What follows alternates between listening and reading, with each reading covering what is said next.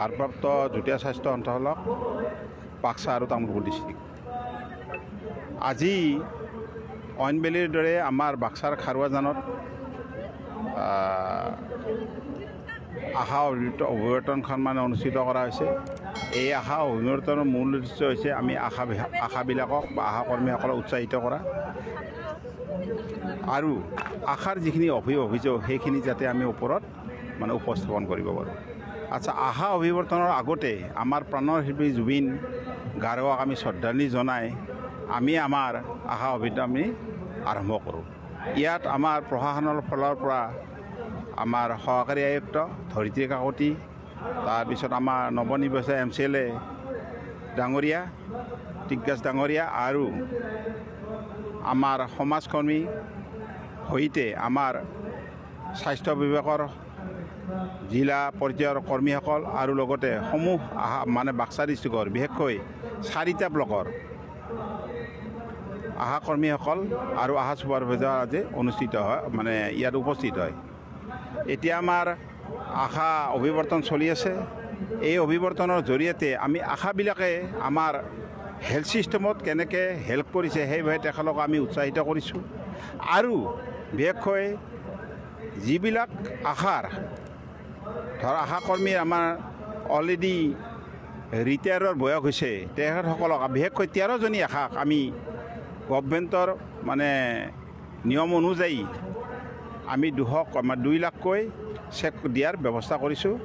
আমি এই অভিযানৰ মাজেৰে তেখেতসকলক আমি এই ক্ষেত্ৰত এই উদগনিমূলক যিখিনি আমি সকাহ এইখিনি চৰকাৰৰ পৰা দি আমি তেখেতসকলক উৎসাহিত কৰিম বুলি ভাবিছোঁ আৰু আমাৰ আশা যিখিনি কৰ্মী আছে তেখেতসকলে আমাৰ স্বাস্থ্য বিভাগত যিখিনি উন্নতিৰ কাৰণে হেল্প কৰিছে সেই ক্ষেত্ৰত আমি তেখেতসকলক উৎসাহিত কৰিবৰ কাৰণে আমাৰ সকলোকে আমি আহ্বান জনাইছোঁ যাতে তেখেতে নিৰাশা নহয়, কাৰণ তেখেতসকলৰ চাকৰি স্থায়ী নহয়। গতিকে কেতিয়াবা আশা কৰ্মী আশাত ব্যস্ত হৈ থাকে। তথাপি তেখেতসকলে যিখিনি পাইছে বা তেখেতসকলৰ যিখিনি মাননি আমি দিব পাৰোঁ সেইখিনিৰ কাৰণে উদগনিমূলক হিচাপে আমি তেখেতসকলক দিছোঁ আৰু তেখেতসকলেও বুজি লওক তেখেতসকলৰ কৰণীয় কি আৰু তেখেতসকলে কেনেকৈ আগবাঢ়িব সেই বিষয়ে আজি সমূহ উদ্দেশ্য লৈ এই অভিৱৰ্তনৰ মাজেৰে আমি গোটেই আশা কৰ্মীসকলৰ মাজত আমি উদ্দেশ্যবিলাক প্ৰসাৰ কৰিব এইখিনি আৰু শ্ৰেষ্ঠ আশা কৰ্মী আমি নিৰ্বাচন মোটামুটি কৰিছোঁৱেই। তেখেতসকলকো আমি এই সভাৰ জৰিয়তে আমি উদগনিমূলক বঁটা প্ৰদানৰ কাৰণে আমি আগবাঢ়িছোঁ। আজি বজালী জিলাৰ অন্তৰ্গত আমাৰ যি আশা অভিৱৰ্তন সেই আশা অভিৱৰ্তনত আমি বহুতকেইগৰাকী আশাক সম্বৰ্ধনা জনাইছোঁ।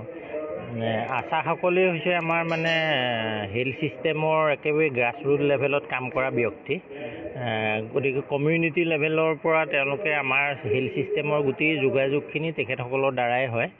গতিকে তেখেতসকলে মেটাৰনিটি হেল্থৰ পৰা আদি কৰি শিশুৰ যত্ন লোৱা, ইমিউনাইজেশ্যন কৰা বা কিবা আকস্মিক অসুখ অশান্তি মানুহৰ মাজত সৃষ্টি হ'লে তেওঁলোকেই প্ৰথম আমাৰ গাঁও লেভেলত আমাৰ হেল্থ কৰ্মী হিচাপে তেওঁলোকক পায় ৰাইজে।